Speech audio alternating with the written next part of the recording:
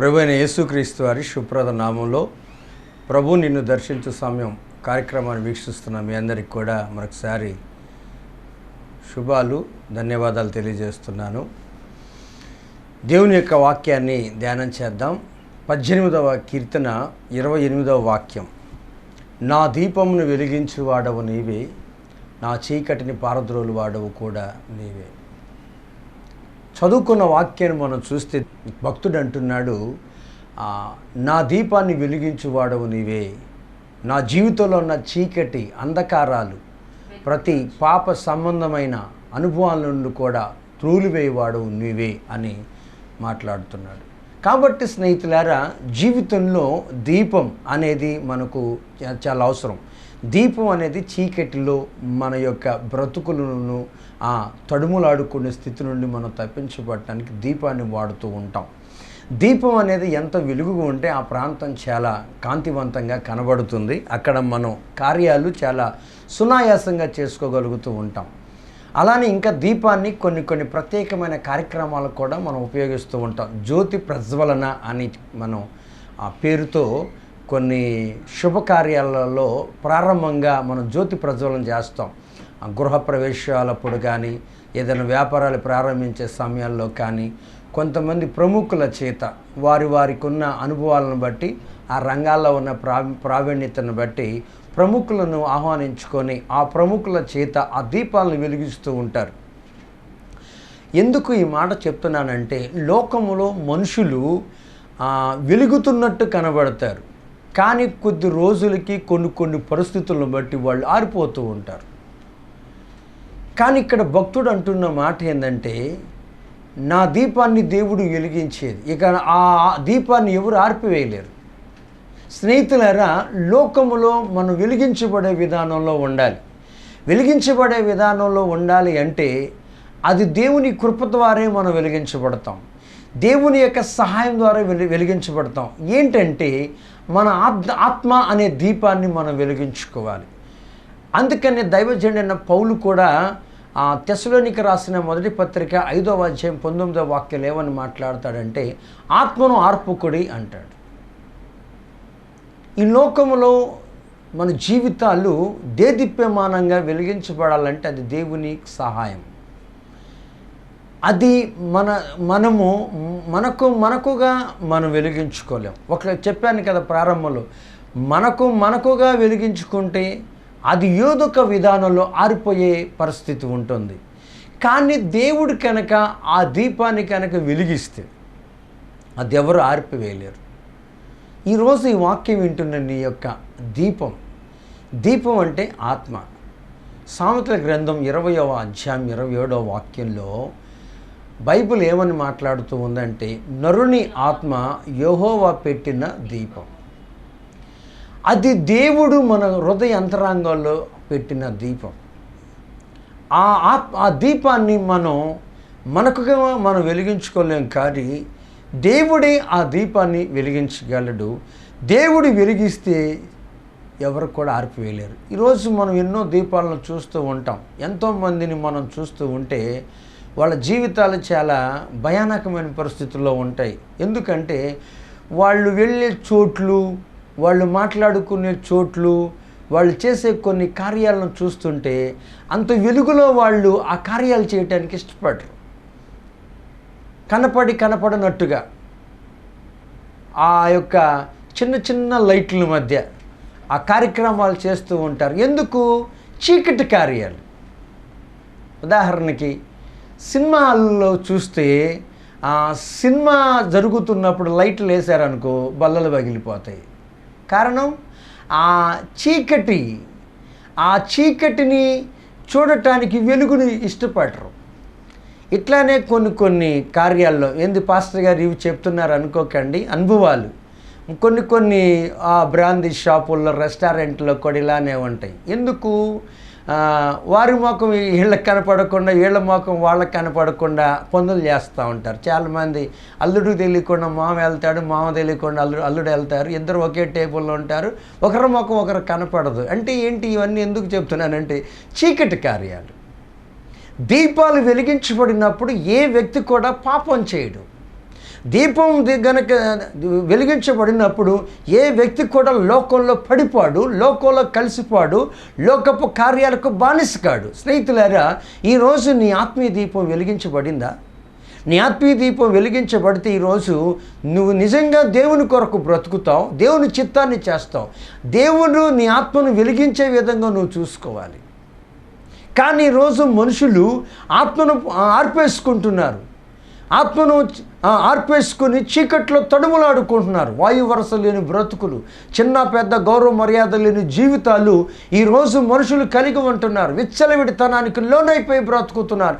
కారణం ఏంటంటే వారి యొక్క హృదయ నేత్రాలు ఆరిపోయినాయి, ఆత్మ దీపాలు ఆరిపోయినాయి. తద్వారా వాళ్ళు సమాజంలో కన్ను మిన్ను కానకుండా బ్రతుకుతున్న పరిస్థితులు, కుటుంబ పరువు, కుటుంబ మర్యాదలు కూడా ఏమైపోయినాయి అంటే బజారు పాలైపోయినాయి అంటారు చూడండి. ఆ పరిస్థితిలో ఉంటున్నారు. కానీ దేవుని యొక్క చిత్తం ఏంటంటే ప్రతి ఒక్కరిని కూడా ఆయన వెలిగించి ప్రతి ఒక్కరి జీవితాల్లో కూడా దేదీప్యమానంగా వెలిగించాలని ఆయన చిత్తం. ఎందుకు ఈరోజు మనుషులు ఆరిపోతున్నారు? ఆరిపోవటానికి గల కారణాలు ఏంటి? ఆరిపోతున్నారు అంటే మీరు ఇష్టపడరు. కారణం ఏంటి? లోకమంతా అదే విధానంలో అదే పద్ధతుల్లో లోకం నడుస్తూ ఉంది. యేసుక్రీస్తు ప్రభు చెప్తాడు మత్తయి రాసిన సువార్త 5వ అధ్యాయం 15వ వాక్యంలో, మీ దీపాన్ని కొంచెం కింద పెట్టొద్దు. కొంచెం. ఈరోజు మనుషులు వారి యొక్క జీవితాలను ఆర్పేసుకుంటున్నారు, జీవితాన్ని వ్యాపార ధోరణిలో చూసుకుంటున్నారు. ఎందుకంటే ఆ కొంచెం అంటే పాతకాలంలో గింజలను, ధాన్యాన్ని కొలవటానికి కుంచాలను మనం ఉపయోగించేవాళ్ళు మన పూర్వీకులు. జీవితాన్ని వ్యాపార ధోరణితో చూస్తున్నారు. డబ్బు సంపాదించాలి, డబ్బును కూడగట్టాలి. డబ్బును కూడగట్టే విషయంలో అంటే ఆ డబ్బు రావటం ముఖ్యం. కుటుంబంలో ప్రేమలు, ఆప్యాయతలు, అనురాగాలు కనపట్టలేదు. చూడండి ఈరోజు ఎన్ని కుటుంబాల్లో ఆస్తుల విషయంలో, ఆస్తుల పంపకాల విషయంలో ఎన్ని రకాలుగా వాళ్ళ జీవితాల్లో విభేదాలు కలిగిస్తున్నాయి. కారణం ఏంటో తెలుసా? వాళ్ళ జీవితాలను వ్యాపార ధోరణిగా మార్చుకుంటున్నారు. స్నేహం చేసినా కూడా వ్యాపార ధోరణి. చాలామంది ఫ్రెండ్స్ అంటారు, నేను పలానూరు నువ్వు రమ్మంటున్నావు కదా, నీతో వస్తే నాకేమిస్తావు? చూడండి ఫ్రెండ్షిప్ని ఎంత బిజినెస్ వింగ్లో మార్చుకున్నారు. కాబట్టి మనం గుర్తించాల్సింది ఏంటంటే ఆ దీపాన్ని కొంచెం కింద పెట్టకూడదు. ఈరోజు చాలామంది జీవితాలను వ్యాపార ధోరణిగా మార్చేసుకుంటున్నారు. దేవుడు చెప్తున్నాడు, మీ జీవితాలు ఆరిపోకుండా ఉండాలి అంటే, మీ జీవితాలు నేను వెలిగించాలంటే, మీ జీవితాలు మీకు అనుకూలంగా, మీకు అనుకువగా, లేకపోతే మీకు ఇష్టం వచ్చినట్లుగా మీరు వ్యాపార ధోరణిలో మార్చుకోకండి, ఆరిపోతారు అని దేవుడు చెప్తున్నాడు.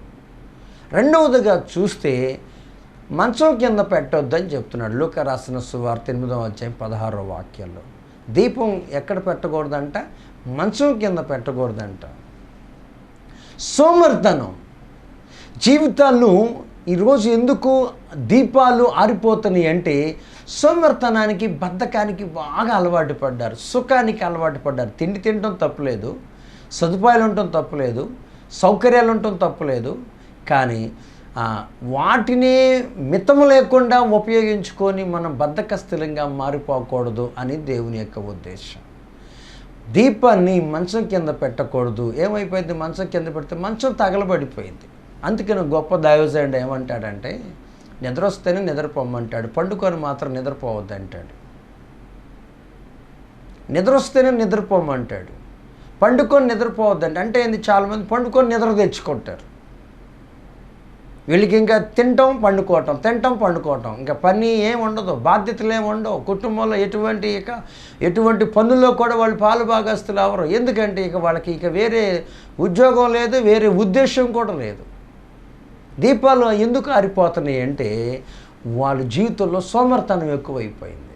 కష్టపడదామన్న ఆలోచన ఉండదు వాళ్ళకి, పని చేసుకుందామన్న ఆలోచన ఉండదు. ఈరోజు ఎందుకు చాలా కుటుంబాలు ఆర్థికంగా దివాళా తీసిపోతున్నాయి, ఆర్థికంగా వెనుకబడిపోయినాయి, సమాజంలో ఎందుకు ఆ కుటుంబాలు ఎదగలేకపోతున్నాయి అంటే సోమరితనం, బద్ధకం, నిర్లక్ష్యం, అశ్రద్ధను బట్టి ఆ కుటుంబాలు ఎదగలేకపోతున్నాయి. ఈరోజు ఈ వాక్యం వింటున్న మీ జీవితంలో దేవుడు మీ యొక్క దీపాన్ని వెలిగించి దేదీప్యమానమైన అనుభవంలో మిమ్మల్ని ఉంచాలంటే మీ జీవితాల్లో అసోమర్థనం బద్ధకం లేకుండా చూసుకోవాలి. సామెతల గ్రంథం 6వ అధ్యాయంలో జ్ఞాని అయిన సొలొమోను ద్వారా 6వ వాక్యంలో దేవుడు ఏమని చెప్పాడంటే, సోమరి చీమల యొద్దకు వెళ్ళు, జ్ఞానం తెచ్చుకొనుము అని చెప్పాడు, నేర్చుకొనుము అని చెప్పాడు. అంటే మనుషుల్ని సోమరులుగా చెప్తుంది బైబిల్. అంటే చీమల్ని జ్ఞానులుగా మార్చేసింది. ఈరోజు మనం అర్థం చేసుకోవాల్సింది ఏంటంటే, మన జీవితాల్లో ఉన్న సోమర్తనాన్ని మనం తీసేసుకోవాలి. అప్పుడే మన జీవితాలు వెలిగించబడతాయి. వాక్యం వింటున్న మీ అందరి జీవితాల్లో మీ యొక్క దినచర్య ఎలా ఉందో మీరు చూసుకోండి. ఒకవేళ మీరు క్రైస్తవులుగా ఉంటూ మీరు దేవునితో ఎంత సమయం గడుపుతున్నారు, దేవునితో ఎంత సంబంధం కలిగి ఉన్నారు, దేవుని వాక్యాన్ని ఎంతగా ధ్యానిస్తున్నారు, మీరు వెళ్ళే సంఘాలలో మీ సేవకులకు మీరు ఎంత సహకారులుగా ఉంటున్నారు, మీ సంఘ కార్యక్రమాలకు మీరు ఎంతగా అందుబాటులో ఉంటున్నారు, మీ యొక్క సంఘ పరిచర్ల విషయంలో మీరు ఎంత చేదోడు వాదోడుగా ఉంటున్నారు, అవన్నీ ఒకసారి మీరు వ్యక్తిగతంగా పరిశీలన చేసుకోండి. చాలామంది సంఘాలకు వెళతారు, కానీ వాళ్ళు పట్టించుకోరు. ఇంకా చెప్పిన సంఘంలో ఏ కార్యక్రమాలు జరుగుతున్నాయో కూడా వాళ్ళకి తెలియదు. సంఘం పేరు కూడా తెలియదు, ఇంకా కొంతమంది పాస్టర్ గారి పేరు కూడా తెలియదు. ఇలాగ చాలామంది ఉండిపోతున్నారు. కారణం ఏంటంటే, వారికి ఇంకా సంఘం అన్నా, లేకపోతే దేవుడన్నా, భక్తి అన్నా, విశ్వాసం అన్నా వారికి అంత ఆసక్తి రాలేదు. కాబట్టి వారు అంతగా వెలిగించబడలేదు. ఎందుకు వారు వెలిగించబడలేదంటే, వారు ఈ లోక సంబంధం వ్యాపార ధోరణులన్న వాళ్ళు బ్రతుకుతూ ఉండొచ్చు, ఈ లోక సంబంధం సంపాదనలో వారు మునిగి తేలుతూ ఉండొచ్చు, లేకపోతే బద్ధకస్తులుగానే మారిపోయి ఉండొచ్చు. కాబట్టి దీపాన్ని మంచం కింద పెట్టకూడదు. మూడవదిగా లూకా రాసిన సువార్త 11వ అధ్యాయం 33వ వాక్యంలో చూస్తే, ఎవడును దీపం వెలిగించి చాటు చోటునైనను కొంచెం క్రిందైనను పెట్టడు గాని లోపలికి వచ్చి వారికి వెలుగు కనబడుటకు దీపస్తంభం మీదనే పెట్టును కదా. చాటు చోటు అంటే సీక్రెట్ ప్లేసెస్లో పెట్టరు కదా అంటున్నాడు. ఈరోజు చాలామంది దీపాలు ఎందుకు ఆరిపోతున్నాయంటే, చాటు మాటున రహస్యమైన జీవితాలు కలిగి ఉంటున్నారు. నేను ప్రారంభంలోనే చెప్పాను, వెలుగును ఎవరు ఇష్టపడరు అంటే, చీకటి కార్యాలు చేసేవాళ్ళు ఇష్టపడరు. వెలుగును ఎవరు ఇష్టపడరు అంటే, పాపపు కార్యాలు చేసేవాళ్ళు ఇష్టపడరు. కాబట్టి ఈరోజు నీ దీపం ఆరిపోతుందంటే నువ్వు చాటు మాటును బ్రతుకుచున్నావు, నీకు నువ్వుగా కనబరుచుకోలేకపోతున్నావు, నీకు నువ్వుగా దేవుని వైపు తిరగలేకపోతున్నావు, మనసు రావటం లేదు. కారణం ఏంటంటే ధైర్యం చేయలేకపోతున్నావు. ఈరోజు చాలామంది యేసుక్రీస్తుని ఎందుకు నమ్ముకోలేకపోతున్నారో తెలుసా? ఆయన మంచి దేవుడే, ఆయన గొప్ప దేవుడే, కానీ ఆయన ఎందుకు నమ్ముకున్నామని సమాజంలో బహిరంగంగా ఒప్పుకోలేకపోతున్నారో తెలుసా?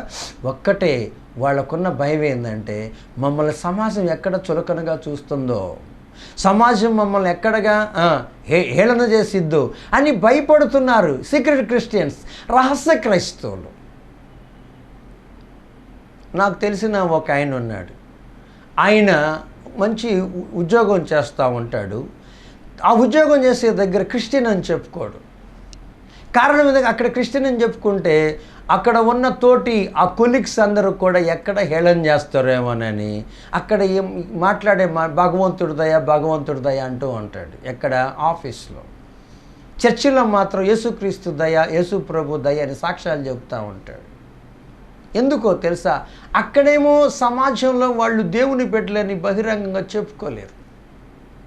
ఈరోజు చాలామందికి ఇదే ధోరణి, ఇదే పద్ధతి, ఇదే క్రమంలో ఉన్నారు. యేసుని నమ్ముకున్నామని చెప్తారు, సంఘాల్లో బాప్టిజాలు తీసేసుకుంటారు, బలలో చెయ్యేస్తారు, కానీ సమాజంలో మాత్రం క్రైస్తవులని, యేసుక్రీస్తు బిడ్డలమని చెప్పుకోవటానికి ధైర్యం చేయరు.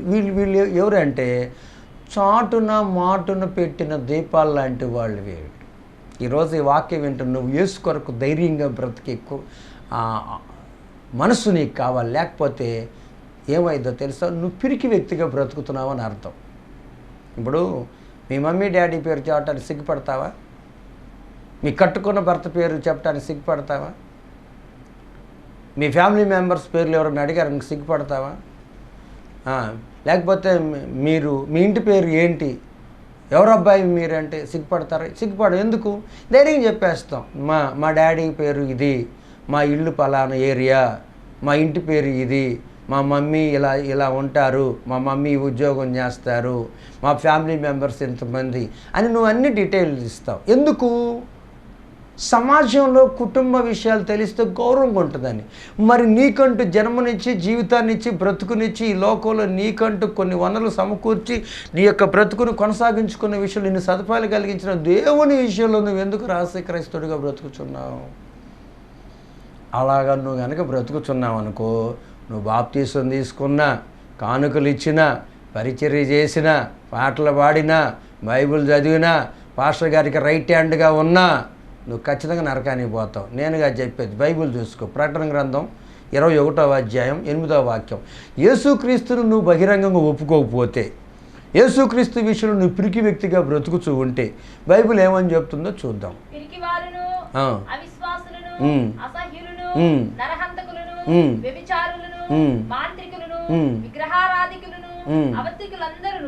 అగ్ని గంధకములతో మండు గుండములో పాలు పొందుదురు, ఇది రెండవ మరణము.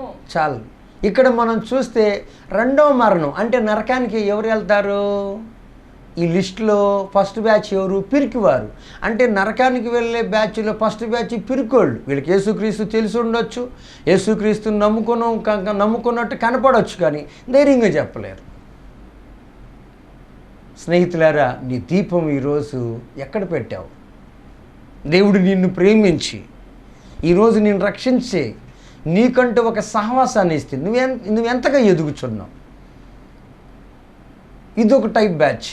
మరొక టైపు ఎట్లా ఉంటారంటే, నాకెందుకు, పక్క వాళ్ళతో నాకెందుకు, నా వరకు నేను సంపాదించుకుంటున్నాను కదా, నా వరకు నేను తింటున్నాను కదా, నా కుటుంబం, నా భార్య, నా బిడ్డలు నేను చక్కగా చూసుకుంటున్నాను కదా, ఇలాగ బ్రతికే వాళ్ళు ఉంటారు. వీళ్ళు కూడా చాటు మాటను పెడతారు. వాళ్ళకున్న టాలెంట్స్, వాళ్ళకున్న ఆలోచనలు, వాళ్ళకున్న స్కిల్స్ ఆ సమాజానికి ఉపయోగపెట్టరు. వీళ్ళు వాళ్ళకి తెలివితేటలు ఉంటాయి, నైపుణ్యత ఉంటుంది, కానీ సమాజానికి ఉపయోగపెట్టే విధానంలో వాళ్ళు ఉండరు. వాళ్ళు ఏ కాడికి మనకెందుకు అంత రిస్క్, మనకు అంత అవసరమా, ఆ రిస్క్ తీసుకోవాల్సిన అవసరమా అన్నట్లుగా వాళ్ళు ఏం చేస్తారంటే చాటు మాటను పడి ఉంటారు. కానీ స్నేహితులారా, దేవుడు చెప్తున్న మాట, మీ దీపాలు నేను వెలిగిస్తాను, నా దగ్గరికి రండి, నా వైపు తిరగండి, నా సన్నిధిలోనికి రండి, నేను మిమ్మల్ని వెలిగిస్తాను. ఈరోజు మీరు ఏ విషయంలో ఆరిపోయారు? ఒకవేళ మీరు వెలుగుతున్నట్టు ఉండి సరైన మీరు వెలుగును ఇవ్వలేని వారుగా బ్రతుకుచున్నారేమో, దేవుని నమ్మని వారుగా బ్రతుకుచున్నారు. ఒకవేళ దేవుని నమ్మినట్టు ఉండి కూడా మీరు సరిగా మీ ఆత్మీయ జీవితం వెలిగించబడిన వారుగా ఉంటే మీరు దేవుని దగ్గరికి రావాలి, దేవుణ్ణి అడగాలి. ఇప్పుడు లేవులే కానీ దీపాలు, పాతకాలంలో దీపాలు ఉండేవి. దీపాలు బాగా వెలగాలంటే ఏం చేసేవాళ్ళు తెలుసా?